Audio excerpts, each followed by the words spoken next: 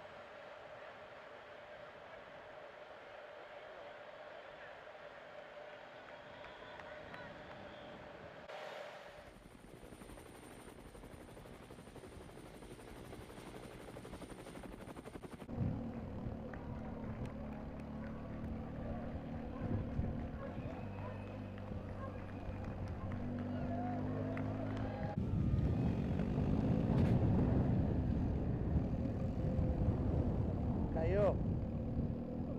Cayó.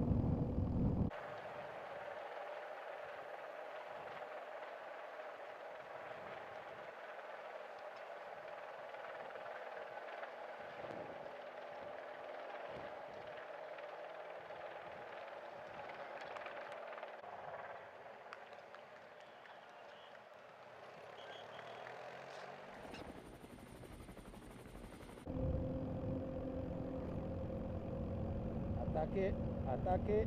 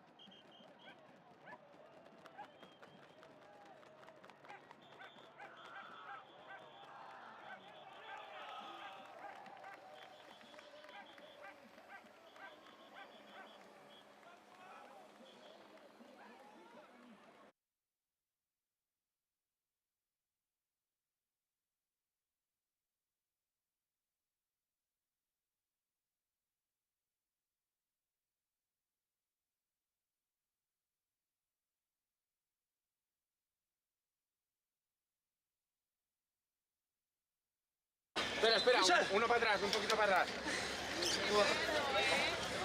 Tirando aquí, chicos. ¡Vamos! ¡Vamos! Muy bueno. Listo. ¡Dios! ¡Qué bueno! ¡Cago en Dios! ¡Vamos! Últimos kilómetros han apretado por detrás, pero bueno, hemos ganado, que es lo que importa. Enhorabuena, campeón, a Raúl García, un aplauso enorme.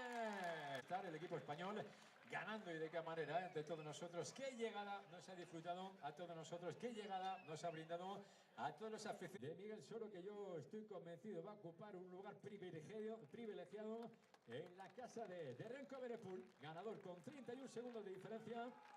Respecto al segundo clasificado azul de la clasificación del primer ciclista valenciano, de la Comunitat Valenciana, la comunidad del